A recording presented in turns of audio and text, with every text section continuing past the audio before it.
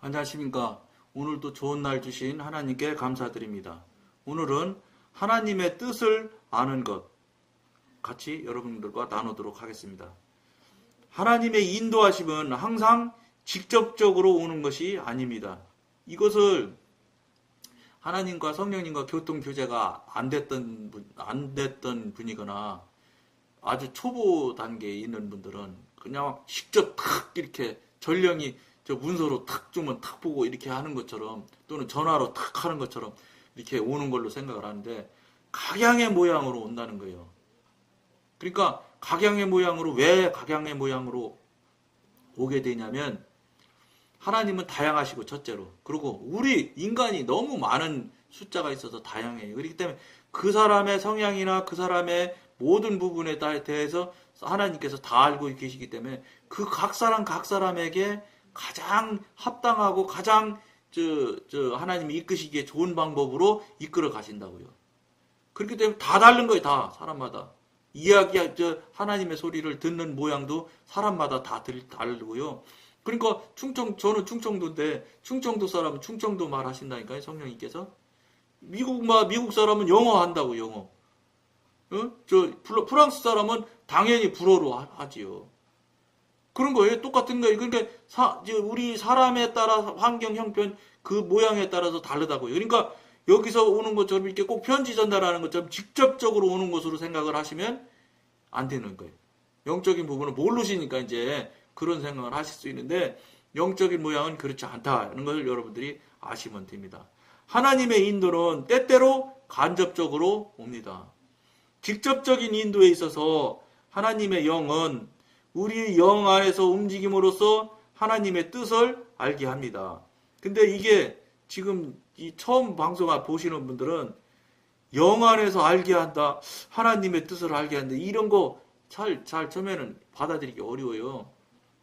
영적으로 어느 정도 경험하고 체험하고 이렇게 하는 정도는 돼야지 뭐 영에서 움직이는 것인지 아니면 내 생각에서 흘러나오는지 이런 걸 분별이 되어져야지 그냥 내 안에서 뭐가 생각나는 것 같기만 하면 그냥 덮어놓고 무조건 이건 하나님께서 성령님께서 말씀하시네 이렇게 생각하실 수 있는데 천만의 말씀이에요. 계속 우는 사자처럼 우리 넘어뜨리고 잡아뜨리려고 하는 사단 마귀가 우리 주위를 뱅뱅 돈다는 거 보시면 틀림없어요. 왜냐하면 옛날에는 건들지도 안 했어요. 왜 건들지도 안 했냐? 자기 영역 안에서 있는데 사단 영역 안에서 맨날 노는데 자기 운동장 안에 노는데 운동장 밖으로 나가려면 몰라도 그 안에서 노는데 뭐 하려고 그 신경 쓰겠어요.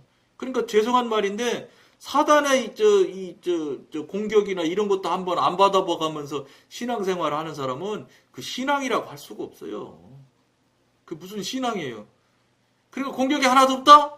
고난 고통도 하나도 없다. 이런 것들은 여러분들 좋아만 할 거 아니에요. 당연히 예수님의 12제자 모두 사도 요한 하나 빼고는 다 죽었어요. 진짜 다 순교했고 말도 못하는 고난 고통에서 그분들이 신앙을 지켜갔다고요. 그게 무슨 소리냐면 크리스찬 즉 하나님을 따르는 자 또 성령님과 교통하고 영의 사람 하나님의 사람 되려고 한다고 하면 고난 고통은 당연히 온다 이렇게 생각하셔야 돼요. 고난 고통 싫으신 분은 저쪽 동네 가서 그냥 그들과 그냥 놀고 계시면 돼. 거기 가면 고난 고통 그렇게 크게 없어요. 거들여봤자 그게 그러니까 그냥 거기지요. 근데 나중에 이제 전체를 놓고 봤을 때는 결코 그것이 쉬운 그 동네 사는 게 쉬운 일이 아니에요.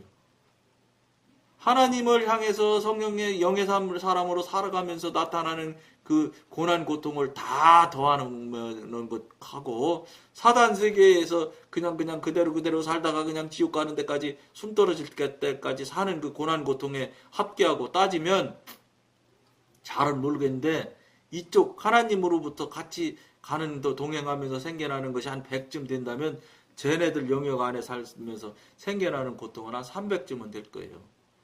무슨 말씀이냐? 평상시는 별일 없어요. 육신의 영역 안에 사는 사람들은. 근데 마지막 돌아가실 때 되면 대단하게 힘들고 고생하시고 들어가는 경우가 아주 많아요. 그러니까 평상시는 큰 문제 없이 살아실 수 있어요. 근데 그때 마지막이 때가 그렇게 어렵게 돼서 뭐 다 그렇다는 거 아니에요. 또 막 그게 이거 성경 나온 것도 아니고요. 그저 그냥 분별되는 생각대로 말씀드리는 거예요. 그렇기 때문에 무슨 말씀이냐? 제가 틀림없이 말씀드릴 수 있는 거는 성령님과 동행하면서 체험하고 경험하며 받는 고난 고통의 크기가 저쪽의 고난 고통의 크기보다 무조건 적다. 그리고 나름대로 제가 이제 17년째 했다고 그랬잖아요. 이제 18년 다 돼가는데 17년 동안 하면서 느끼고 깨달은 게 뭐냐면 고난 고통이 있을 거를 미리 뭐라고 그럴까 예지할 수 있어요. 물론 다는 아니죠.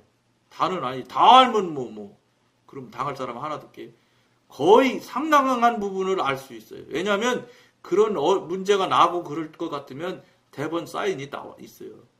틀림없이 사인이 있어요. 그거를 영적으로 어리면 어릴수록 그냥 흘려버린다고요. 근데 영적으로 깊고 높고 큰 사람들일수록 예민해져서 그것을 놓고 기도한다고 사전에. 그러면 어떻게 고난 고통이 올지라도 사전에 기도하고 사전에 정지 작업을 해놓으면 아주 쉽게 꿀떡 넘어가요. 고난 고통 없다고 여러분 다시 말씀드리지만 고난 고통 없다고 말씀드린 적 없어요. 있어요. 있는데 여러분들이 성실하고 정말로 하나님 보시기에 정말로 합당한 영적인 삶을 살아드리기만 한다면 얼마든지 예지하고 예언의 능력도 주시잖아요. 그러니까 예지할 수 있어요. 그러면 이거 수상한데 뭐예요? 하고 성령님께 여쭤봐서 미리 해서 한마디로 말해서 성령님으로부터 해서 미리 그런 것들을 정리 작업하고 깨트릴 거 미리 깨고 이렇게 하면 훨씬 더 쉽게 넘어가는 것을 여러분들이 반드시 체험할 수 있어요. 그러니까 그거는 영적으로 어릴 때는 쉽지 않다. 그러니까 빨리 여러분들이 그런 단계 지경까지 갈 수 있도록 하시면서 영적인 삶을 살아드리면 영성의 삶을 살아드리면 아주 좋습니다. 하나님께서 이 좋은 세상 누리고 충분히 즐기고 그리고 더 100배, 1000배 더 좋은 저천국으로 오셔서 같이 살자는 뜻에서 우리들에게 생명 주시고 시간을 주신 거지. 여기 와서 죽으라고 고생하라고 하신 게 아니에요. 왜 지금 우리가 힘들고 어렵게 살게 되느냐면 시작할 때 애초부터 그냥 육신에서 시작해서 육신에서 그냥 수십 년을 살아왔기 때문에 그 쌓여진 것들이 얼마나 많겠어요. 그러니까 하나님과 애초부터 뱃속서부터 하나님과 동행하며 성령님과 교통하는 삶, 성령님과 함께 사는 삶을 살았다. 예를 들어서 나서부터 막 뱃속에서부터 생겨나서부터 이렇게 살아갔다. 그렇게 살면은 제가 생각하기로는 고난 고통 거의 없을 거예요. 물론 그렇게 사는 사람은 많지 않아서 잘 모르겠지만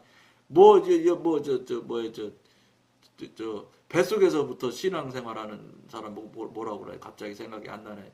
예? 무슨 신앙이라고 하잖아요. 모태신앙. 모태신앙이라고 하면 뭐예요? 어머니만 믿고 이제 그 아이 그대로 그렇게 정말로 성령님과 교통하고 성령님과 함께하는 삶을 못 살잖아요. 어머니가 자신이 벌써 육신으로 있기 때문에.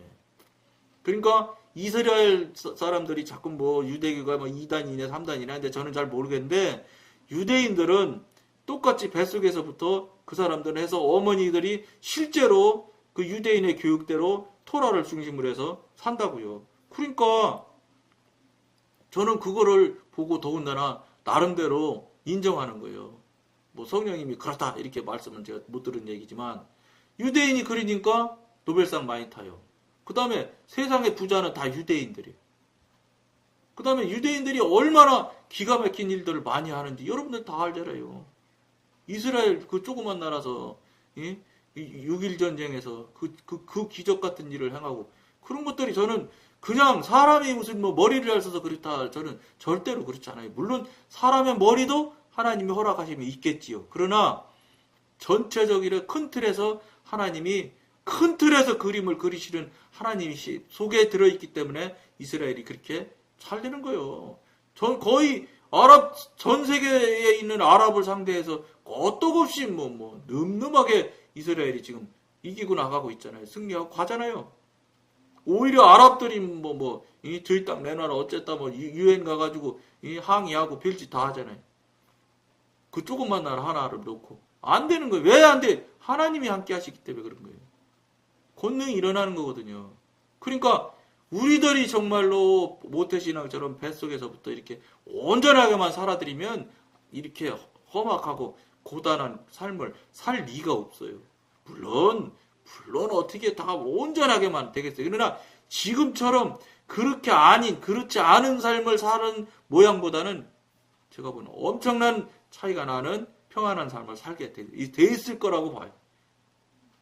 왜냐면 유대인들이 일단은 그러니까. 유대인들은 그러고 어머니들이 딱 하는 일이 아기가 나고 그러면은 애 기르는 일을 아주 전심으로 하나 보더라고요. 그러니까 유대인은 어머니가 유대인일 때만 유대인이라고 인정을 해준대요. 아버지가 유대인이고 어머니가 다른 사람이면 이방인이면 유대인도 안 돼요. 거기는 어머니가 유대인이고 아버지가 이방인이면 그건 유대인으로 인정해준대요. 그게 왜 그랬어요? 육아서부터 딱 유대인의 모양으로 기르기 때문에 그렇다는 거예요.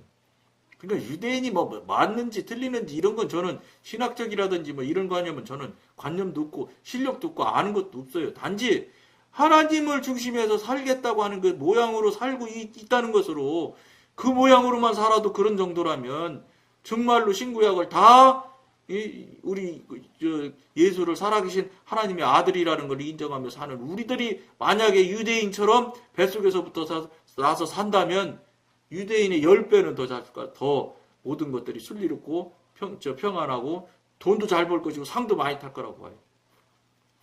간단하게 꼭 맞을런지 모르지만 일본이 한국한테 이 조그만 날 일본이 지금 우리나라보다 인구가 1억 5천 가까이 되잖아요. 땅도 그렇게 넓지요?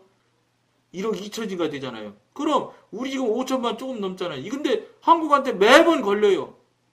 축구에서도 걸리고 뭣도 걸리고 일본이 지금 아주 한국 때문에 아주 그냥 얼마나 화가 날지 모르겠어요.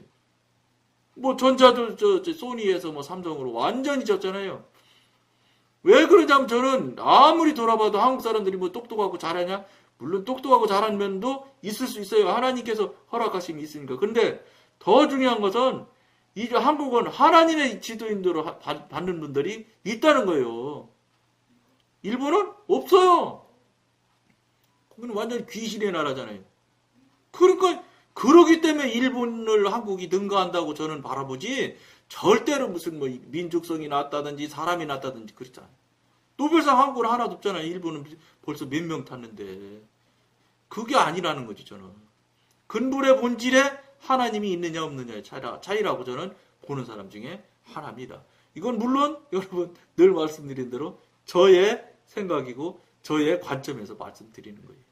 듣는 분은 또 틀리면 저런 의견도 있겠다 이렇게 생각하시면 돼요. 나하고 다른 생각도 있구나. 그러면 얼마든지 세상은 다른 의견이 있을 수 있어요. 항상 어떤 관점에서 여러분들이 결론을 내시면 되느냐? 성령님께 기도해서 물어보시면 거기서 결론을 내시면 항상 하나님의 뜻대로 반드시 가기만 하면 절대 하나님은 왼쪽 오른쪽 왔다 갔다 안 하세요.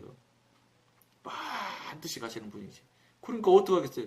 하나님한테 꼭 물어봐서 최종 답은 하나님한테서 답을 여러분들이 구해버릇 하시라는 거예요. 그러면 여러분들이 절대 안 틀립니다. 만일 우리의 마음이 영의 움직임에 주의를 기울인다면 우리는 하나님의 뜻을 쉽게 깨달을 것입니다. 주의만 기다려도 깨닫는다고 여기는 하는데 주의 정도가 아니라 예민해져요.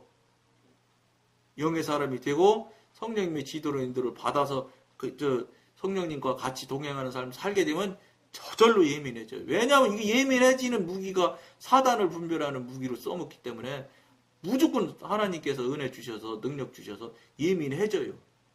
예민 안 해지면 잘못되는 거예요. 이게 예민해 되면 뭐냐? 토가면 직관이 확 열리는 거예요. 그냥 보면 딱 아는 거예요. 보면 전화 딱 오면 이 사람 왜 전화했는지 딱 알아요. 그거를 갖다가 이제 말을 했으니까 전화 딱 오면 왜 이 사람 뜻이 뭔지 안다는 게 제가 경험한 얘기 하나 해드리면 이제 제가 이제 이렇게 영성 막 과학 자꾸 이러니까 교회에서 그러니까는 한 사람이 아주 시샘 하는 거죠. 이게 뭐 지가 얼마나 한다고 이러면서 이제 이것도 해봐 저것도 해봐. 나중에 마지막 세 번째 그 사람이 이제 시험을 하는 거 전화가 딱 왔어요. 근데 여보세요 그랬더니 저 자기 누구누구라고 그래요. 근데 누구누구라고 그랬는데 벌써 딱 저기 뒤에서는 대본 너 시험하려고 전화 온 거야 그래요. 아이고 그랬죠 뭐. 그러면서 예 웬일이세요 그랬더니 갑자기 자기 어머니 추도 예배를 절 보고 와서 집례를 해달라는 거예요. 이쪽 예수교 장로의 통합적 헌법에 평신도가 무슨 예배 집례했다가는 그날로 항존직이라도 그날로 징계받는데요. 큰일 난다고 하더라고. 그러니까 저 그거 읽기 알았은 건 안 된다고. 전도사님이나 부목사님 모셨다 해라. 왜 나를 불러다 하느냐. 근데 여기서는 계속 얘기하는 게 있어. 지금 또 마지막 시험하는 거다. 안 한다고 막 그랬죠. 말로는. 그리고 여기 뒤서는 막 계속 이야기하고 그랬더니 성령님 그럼 어떻게 해요? 막 이렇게 하면서 난 못한다고. 그걸 왜 나를 시키냐고 막 정색하라고 막 뭐라고 했지요. 막 짜증스럽게 얘기했어요 제가. 왜냐면 시험하려고 하는 거니까. 근데도요 막 말을 막 나 화 안 내고 이렇게 할 수 있게끔 막 그렇듯한 단어를 써가면서 막 저쩌고 하는 거예요. 그러니까 하라고 그러라고 승낙하라고 그러셔서 알았다고 그랬지. 그러고서는 언제 오라고 그랬냐 몇 시까지 갈까요? 딱 30분 후에 오라는 거예요. 시간도 조금 준 거예요. 시험하려고. 너 자식 한번 해봐 이런 얘기지요. 너 자식은 아니겠지 제가. 그래가지고 전화 딱 끊고 딱 놓고서 주님 어떻게 할까요? 그랬더니 성경 장절 딱 주시고 예문 주시고 그거 갖고는 저쪽에서 안 받아들일 것 같은데요 막 그랬지. 그랬더니 그렇지 그러면서 막 그 집안 가족 내력을 쫙 알려주시더라고요. 갔지 뭐 가서 막 당당하게 했지 뭐 뒤에 하나님 계신데 뭐 그대로 얘기했어요. 거기서 사도신경 하심으로 추도 예배를 시작하겠습니다. 그러면서 쫙 가면서 나중에 얘기했어요. 전화 올 때부터 여기서 한 얘기, 성령님이 허락하신 얘기, 성령님이 성경 말씀 장절 준 얘기, 예 준 얘기, 가정 하자라는 사람 준 얘기 다 해버렸어요. 막 혼내키라고 해서 막 뒤지게 혼내켰어요. 생전 본 가족들인데 막 혼내켰어요. 정말로 여러분 이거 제 방송 들어보면 그런 게 있을 거예요. 저 사람은 꼭 보고 만져본 것처럼 말한다. 보고 만져본 것보다 더 보고 만져본 것처럼 말할 수 있어요.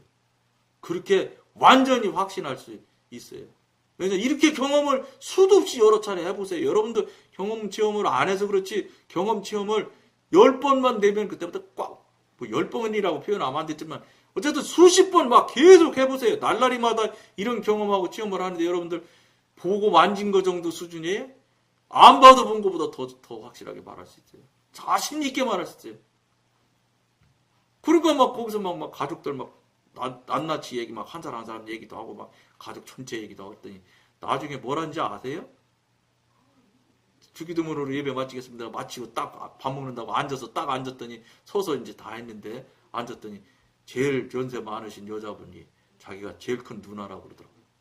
그러면서 어떻게 우리 가정 내용을 이렇게 잘하느냐고 깜짝 놀란 얘기를 해. 무슨 말씀이냐면 교통하고 교제하게 되면은 이런 것들을 알아야 되고 알 수밖에 없어요. 그러니까 이걸 우리들이 하나님을 알아가는 과정 중에 이런 일들이 부지기수로 그냥 매일매일 매시매시 있어야 되는 거예요. 조그만 것이라도. 조그만 거라도 우리가 볼 때 좁고 하나님이 볼 때 크고 우리가 볼 때 크고 작고를 따지지 하나님은 크든 적든 똑같아요. 감기나 암이나 하나님한테는 똑같은 병일 뿐이에요. 뭐 눈 못 보는 건 크고 뭐 저 손가락 하나 다 약간 찢어진 거는 뭐 적고 이런 거 이게 우리 기준일 뿐이에요. 하나님의 창조하시는 말씀으로 이루시는 하나님의 관점에서 볼 때는 여기 저 손에 조금 찢어진 것이나 눈 못 보는 봉사나 똑같아. 그냥 몸에 좀 불편한 것이 있구나 이 정도예요. 뭘 우리가 자꾸 뭐 크고 많고 뭐 5년 징역에 형벌에 처할 죄가 있고 3년 죄 받을 게 있고 뭐 이런 것이지 그건 인간의 관점이다.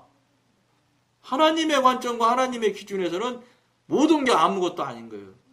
그걸 여러분들이 빨리 인정하고 시인할 정도가 돼야 된다는 거예요. 그렇게 돼야 돼. 체험을 통해서 그걸 인정하고 시인하는 여러분들이 되어야 된다는 거예요. 그러나 우리 생활의 다양한 문제에 있어서는 하나님께서 언제나 많은 것들을 직접적으로 말씀해 주시지는 않습니다. 직접적으로 말씀해 주시는 것은 없을지 몰라도 자꾸 물어보십시오. 자꾸 물으면 작은 것까지 다 알려 주십니다. 이건 여러분들이 하나님을 향해서 하실 일이니까 저는 그저 경험을 나누는 것뿐이에요. 하시고 안 하시고는 여러분들이 선택하시면 돼요. 우리의 생활에는 우리가 인간으로서 의식하고 있는 많은 필요들이 있을 것입니다. 우리가 의식하고 있는 이 필요들에 대해서 무엇을 해야 합니까? 어디에 와서 일을 해달라는 요청을 받을 수도 있고 어떤 일이 갑작스럽게 일어날 수도 있습니다. 이와 같은 문제들은 분명히 우리의 영에 의해 직접적으로 지원을 받는 일이 아닙니다. 이들은 다른 사람들로부터 온 것이기 때문입니다. 우리의 마음은 이런 문제들을 해결하는 것이 시급하다는 것을 알고 있습니다. 그러나 영은 반응이 없습니다. 이와 같은 상황에서 우리는 어떻게 하나님의 인도를 받을 수 있겠습니까? 이러한 일을 당면할 때는 하나님께 영적으로 우리를 인도해달라고 마음으로 구해야 할 것입니다. 성령님한테 물어보고 성령님한테 도움을 요청하는 거지요.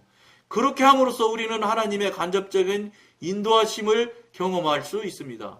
마음이 영을 도와주어야 하는 것은 바로 이 순간입니다.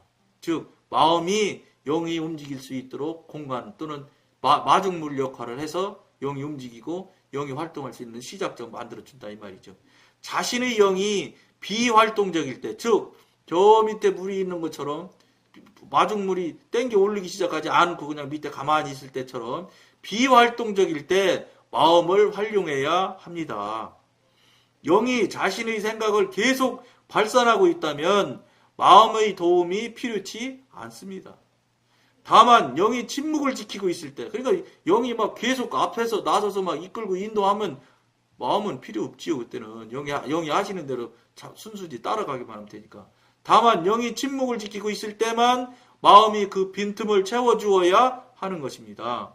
이러한 상황에서 성도는 하나님 앞에서 이 미결된 문제를 숙고함으로써 자신의 마음을 활용해야 합니다. 비록 이러한 기도와 숙고는 마음에서 유출되는 것이지만 머지않아 그의 영은 그 기도와 숙고에 협조할 것입니다. 전에 감각하지 못했던 그의 영이 느껴지기 시작합니다. 그리고 곧 성령께서 자기의 영 안에서 자기를 인도하고 계심을 발견하게 될 것입니다. 우리는 처음에 영 안에 아무런 움직임이 없다고 해서 뒤로 물러 앉아서는 안 되겠습니다. 마음을 써서 마음을 움직여서 마음을 마중물로 삼아서 활동하지 않는 영을 활동적으로 움직이시게 해야 된다 이런 소리입니다. 오히려 마음을 사용하여 영을 일으켜야 하며 영을 움직이게 하여 이 문제가 하나님께 속한 것인지 아닌지를 알 수 있어야 합니다. 이게 여러분들이 처음 이 방송을 이 소리를 처음 듣는 사람들은 저런 게 있을까 할 텐데 잘 한번 돌아보며 방송을 몇 번 더 반복해 들어보셔도 좋고 또 앞에서부터 들으면 여러분들이 깨닫고 알아지는데 훨씬 도움이 될 겁니다. 나머지를 다 설명을 해드릴 수가 없으니까요. 오늘은 여기까지만 하겠습니다. 감사합니다.